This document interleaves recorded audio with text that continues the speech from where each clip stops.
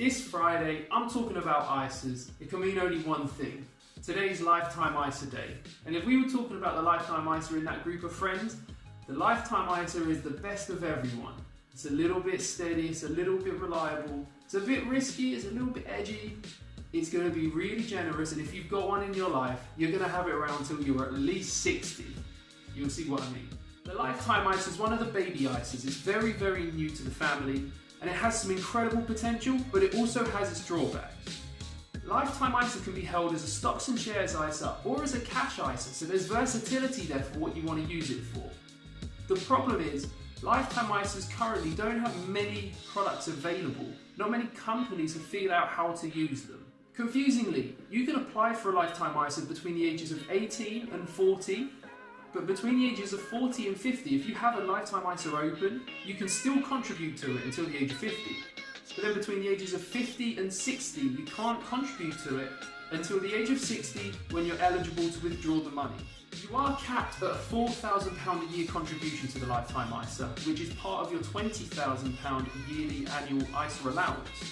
But from that $4,000, you receive a 25% bonus from the government paid directly into the Lifetime ISA. This means even if you were to make 0% interest or 0% growth on that £4,000, you make 25% profit regardless. The maximum bonus you can receive currently is £33,000 from the government. That's a £1,000 bonus each year from the age of 18 to 50. The drawback with a Lifetime ISA is you can only use it for one of two things. The first thing is buying your first home. The value of the home has to be under $450,000, but the Lifetime ISA can be used as a deposit to secure the property or as a deposit towards the mortgage. That's the only difference between a Help to Buy and a Lifetime ISA in terms of what they can be used for when paying a deposit. Or you can withdraw the money when you turn 60. If you withdraw money from your Lifetime ISA before you turn 60 or not towards buying your first home, you'll face a 25% charge. This doesn't just mean you lose your 25% bonus, you actually lose some of your invested capital. So let me bring up the blackboard to show you how it works. If in month 1 you were to put in £1,000 and you get your 25% deposit, you'd have £1,250 at the end of month 1. In month 2, you'd have £1,250. You haven't contributed any money, so you don't get your bonus, but you've taken some money out, which means you will lose 25%. 25% off of £1,250 is £937.50. That's a loss of £62.50 or a £6.25 loss.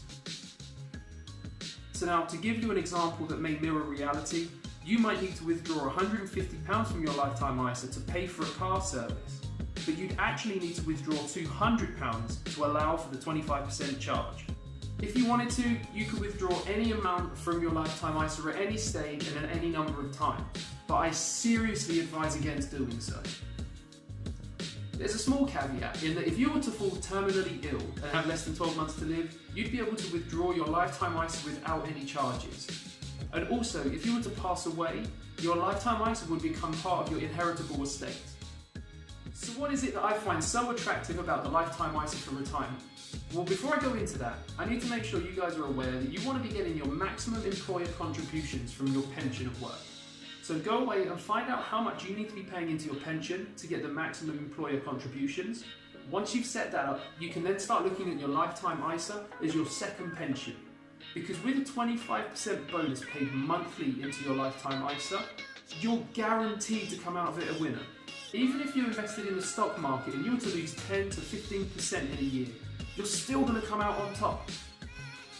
You can also use compound growth to explode your wealth. Let's say a 1% annual Lifetime ISA return per year plus a 25% bonus, you're going to start in year 1 with £4,000. By the end of year 3, you've got £15,271. You've paid in £12,000. Your growth is 27.25%. If we were to continue on and go to year 6, you'd have £31,005. So you would have contributed £24,000. Your growth would have been 29.2%. And if we were to move on to year 10, you'd have £52,728, and you would have contributed £40,000 of that. Your growth would be 31.8%. So as you can see, compound growth increased your returns from 26% to 27.2% after 3 years, to 29% after 6 years, to 31% after 10 years.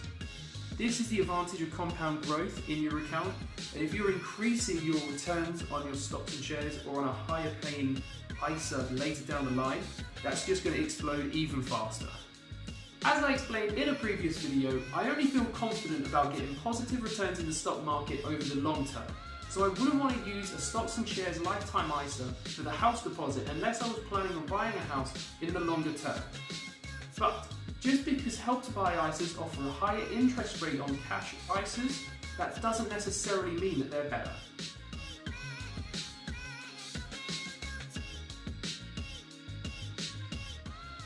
So if I was to show you here a Help to Buy ISA, if you were to max out your contributions through your first year, your total contributions would be £3,400. Your interest accrued would be £763 and your Help to Buy bonus would be £850. That gives you a total of £5,013 in year one. With a lifetime ISA, you can contribute any amount at any time as long as it's under that £4,000 cap. So I'm going to show you a lifetime ISA spread evenly across a year, which means contributions of £330 a month. At the end of 12 months, you would have contributed £3,960, you would have gained an interest of £297, and your 25% bonus would be £990. But once again, like I explained before, we want to use compound growth to explode our wealth faster. So if we were to put the £4,000 in on day one, you would contribute £4,000, you'd gain interest of £616, and you'd gain your 25% bonus, which is £1,000. This would give you a total of £5,616 on the year. It's also worth noting, I use these examples as a 1-year term, because with a lifetime ISA you can only use it towards a new home or withdraw it in general after 12 months of saving. The things to look out for are the same as in the cash ISA and the stocks and shares ISA videos, but just to give you a quick recap, for the cash ISA, we want to have a look at the interest rate, whether the interest is paid monthly or annually, and how much is the minimum account balance or minimum deposits or minimum regular deposits. For the stocks and shares ISA, we want to be having a look at what's in the funds, what are we investing into, what are the fees? The fees are the big one. We also want to have a look at if there's again any minimum deposits or minimum monthly deposits, or if there's a minimum account balance that's required. I just want to give you guys a little idea of how the lifetime ISA works in the long term as it currently stands. This isn't to say that things won't change over time. What I'm giving you is an example of how I max out my contributions in a cash ISA within a lifetime ISA that offers a 1% annual return. If I max out my contributions each year from 28 through to 49, I would have paid in £88,000. My 25% bonus would be £22,000, that's £1,000 for each year. My interest would scale up over time through compounding, so in my first year I'd get £50 interest. By my final year I'd have £1,223 interest. This would take my total from £110,000 at the finish to £123,571 at the end of the 49th year. Those numbers are based on the worst case possible, which is 1% interest paid annually. If the 1% interest is paid monthly, it's going to fly through the roof by the end of that 22nd year because it gets more opportunities to compound itself and build upon itself. So what you guys want to do is get in early. The starting age for a lifetime ISA is 18. If you're 39, you can still get in there. If you're 40, you can still get in there. You can't apply after 40. But what you can do after 40 is max out your contributions to your pension and get the maximum employee bonus as well. You can also contribute to the other types of ISA available to you, which is the cash ISA, the stocks and shares ISA, and the innovative finance ISA, which brings me to tomorrow's video. It's the last day of ISA week tomorrow. We're talking about the innovative finance ISA. Even I don't know much about it, and I've read up on it. There's so many different strings to this bow. Next week, we're going to have a quick look at kids' ISAs or children's ISAs, because a few people have asked me if I'll go into detail about the children's ISA accounts. So that's coming up next week, so hopefully you find that useful as well. As I said, guys, the lifetime ISA is about getting in early and making the most of that compound growth on your 25% bonus paid monthly. So until next time, stay cash flow strong, turn your wages into wealth. I'll see you later on. All the best. Bye.